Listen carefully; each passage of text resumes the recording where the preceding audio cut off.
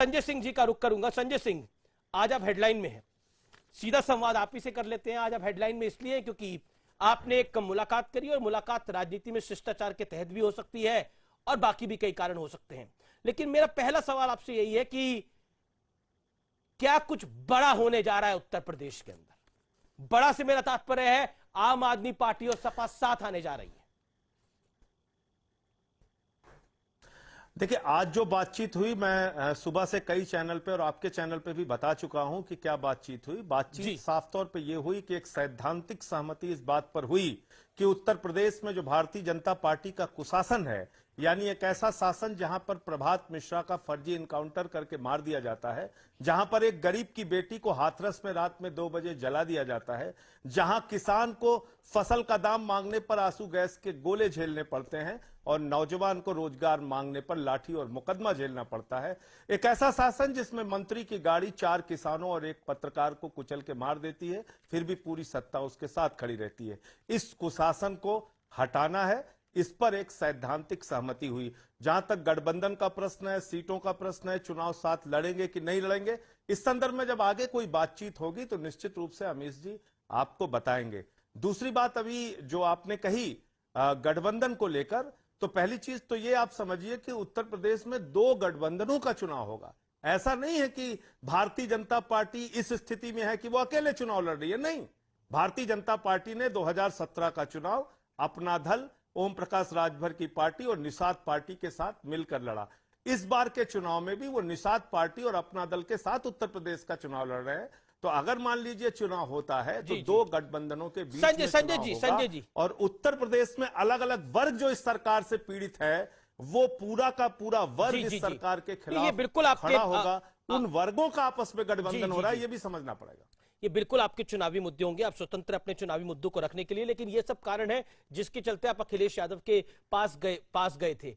या हम माने ये गठबंधन लगभग तय है, सिर्फ घोषणा बाकी है? देखिए, जब तक कोई इस दिशा में अंतिम बातचीत नहीं हो जाती, कोई भी बात आपके साथ कहना या शेयर करना ठीक नहीं होगा। तो इसलिए जब कोई इस दिशा में कोई एक ठोस और अंतिम बातचीत हो जाएगी गठबंधन को लेकर, तो निश्चित रूप से आपको बताएंगे। लेकिन मैं ये जरूर कह सकता हूं कि इस बार के चुनाव में उत्तर प्रदेश में भारतीय जनता पार्टी और योगी आदित्यनाथ जी मुद्दा विहीन है।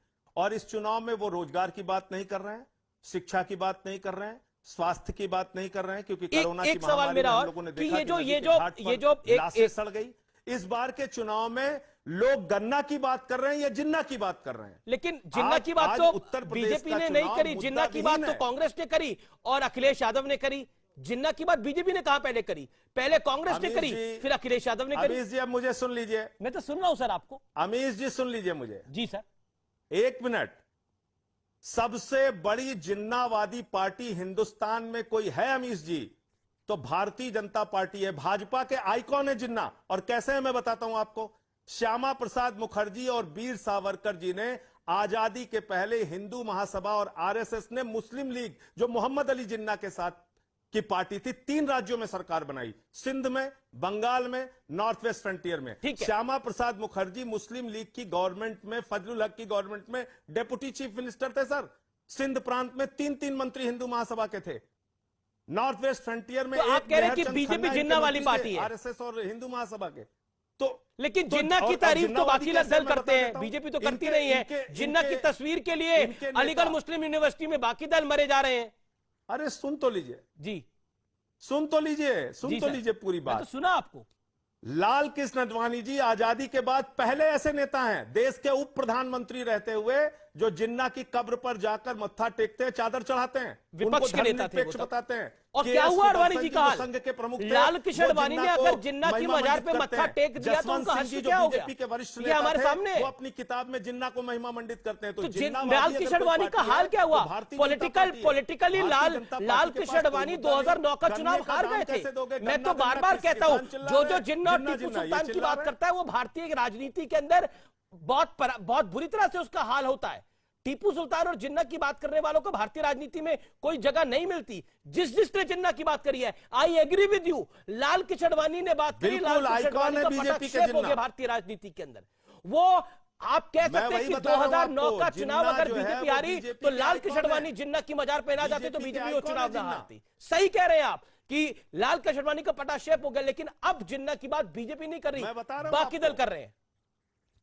अच्छा ठीक है, एक सवाल मेरा और आपसे बनता है। नहीं, क्योंकि जिन्ना बीजेपी के आइकॉन है। मैं तो प्रमाण के तौर पे बता चलिए, दिया। ये चर्चा- आजादी के पहले भी इनका रिश्ता ये जिन्ना किसी से दिन था, आजादी के बाद भी इनका रिश्ता जिन्ना से है। चलिए, ये और इतनी मजबूर और मुझे लगता है ये इस जिन्ना पार्टी की के जो ऊपर मुझे चर्चा है- दया आती है। इनको पाकिस्तान के नेता का नाम लेके हिंदुस्तान का चुनाव लड़ना पड़ रहा है। अच्छा, इतनी मजबूर पार्टी है एक बात बीजेपी मैं उत्तर आपसे, प्रदेश एक के सवाल चुनाव मैं जरूर पूछना चाहता हूं आपसे, मेरे बड़े दिल में था, क्योंकि पंजाब का भी चुनाव है और अरविंद केजरीवाल ने वहां एक बयान दिया कि हम कांग्रेस का कूड़ा नहीं लेना चाहते। तो मतलब इसका मतलब क्या था? मतलब कांग्रेस का कचरा, माफ करिए, कांग्रेस का कचरा नहीं लेना चाहते, क्या मतलब था इस बयान का? ऐसा है अमीश जी, जी ऐसा अमीश जी, ये सवाल जो आप पूछ रहे हैं, बहुत सारे सियासी दलों का गठबंधन राजनीति में होता है। और मैंने आपको बताया कि जिस भारतीय जनता पार्टी की बात आप कर रहे हैं कि योगी के खिलाफ लामबंद है, योगी तो खुद गठबंधन से चुनाव लड़ रहे हैं उत्तर प्रदेश में। क्यों नहीं अकेले लड़ते? वो क्यों अपना दल को लेकर लड़ रहे हैं? नहीं, मैं तो क्यों पंजाब पे निषाद सवाल पार्टी को पूछ रहा हूं, लेकर मैं लड़ तो रहे हैं पंजाब उत्तर पे प्रदेश सवाल में? पूछ रहा हूं जो अरविंद जी ने बोला मुझे था। बताइए, आप मुझे बताइए। नहीं, अरविंद जी ने जिस संदर्भ में बोला था कि अगर किसी भी पार्टी का विवादित व्यक्ति होगा, किस जो हमारा 3C का जो फॉर्मूला है उसके अनुरूप नहीं होगा तो उसको हम नहीं लेंगे, उसको हम नहीं लेंगे, ये बोला था। लेकिन देखिए, क्योंकि बीजेपी की आम बात आदमी, आप क्या मेरा ये करते हैं? सवाल आपसे इसलिए है- येदियुरप्पा को भ्रष्टाचार के आरोप में निकाला और फिर उसी येदियुरप्पा को मुख्यमंत्री बना दिया। क्या बात करेंगे बीजेपी की? बीजेपी वो पार्टी है जिसने उस पीडीपी के साथ समझौता किया जो अफजल गुरु को शहीद मानती है। अच्छा, मेरा उस एक PDP सवाल है के साथ कि क्योंकि समझौता किया आम आदमी बीजेपी ने। पार्टी वैकल्पिक बीजेपी का राजनीति कौन सा की बात सिद्धांत करती और थी, वसूल है? क्योंकि आम आदमी पार्टी वैकल्पिक राजनीति की हम बात आज भी करती थी। वैकल्पिक राजनीति की बात हाँ, कर रहे हैं। तो लेकिन अब आपको आज भी हम अखिलेश, वैकल्पिक राजनीति की बात अब कर रहे आप हैं। अखिलेश के साथ जा आज भी सकते हम हैं 300 बीजेपी यूनिट को बिजली हराने फ्री के की लिए। बात कर रहे हैं। आज भी हम शिक्षा के मॉडल की बात कर रहे हैं। अब आप अखिलेश स्वास्थ्य के के पास जा मॉडल की सकते बात हैं कर रहे बीजेपी हैं। को हराने के लिए। आज भी केजरीवाल साहब गए तो उन्होंने कहा महिलाओं को 1000 रुपए हर महीने देंगे। आज हमारी पार्टी हर राज्य में जहां भी जा रही है एक एजेंडे के साथ, एक मुद्दे के साथ। उत्तर प्रदेश में भी हमारा अभियान 300 यूनिट बिजली फ्री को लेकर चल रहा है।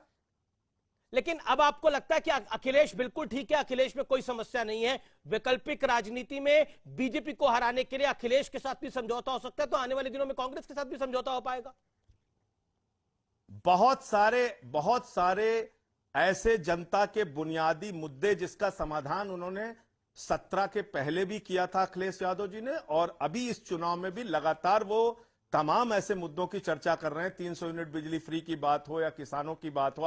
आज उन्होंने कहा कि जो किसान शहीद हुए उनके परिवारों को 25 लाख रुपए की मुआवजा राशि देंगे। ऐसी तमाम बातें वो जनहित की कर रहे हैं। एक अपना एजेंडा लेके वो चुनाव में जाएंगे।